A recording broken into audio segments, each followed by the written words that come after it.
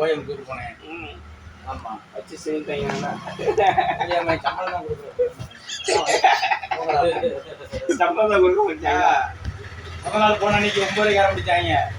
மறுநாள் 7 மணிக்கு ஊசி போட்டு அடிங்க அப்படிங்க. 7 மணிக்கு அடிச்சு 6:30க்கு நிப்பாட்டுறோம். 1.5 ஷிஃப்ட் கணக்கு.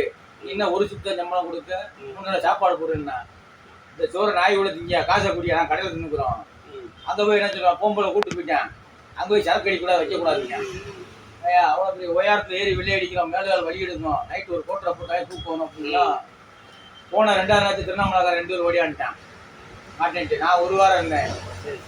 சும்மா 2 நாளைக்கு 2 போனால் சம்பளம் கட்டாது. வரும்போல பிரஸ்தாட்சி கொடுக்க மாட்டேன்.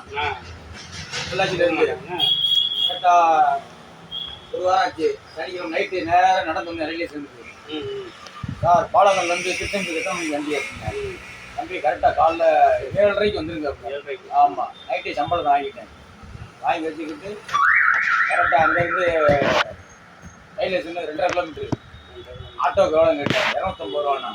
250 ரூபா கொடுத்து அப்படியே போட்டோ அடிச்சுருவேன். சீரட்டை வாங்கி பஸ்ஸை வச்சு நடையை கட்டு நடந்தே வந்தேன். 5 மணிக்கு எழுந்தேன். 6:30க்கு உள்ள வந்துட்டேன் ரயில்வே ஸ்டேஷனுக்கு. அங்கே ஒரு டீ சீரட் அடிச்சு உட்காந்துருந்தேன். கரெக்டாக 7 மணிக்கு கட்டி இருந்துச்சு.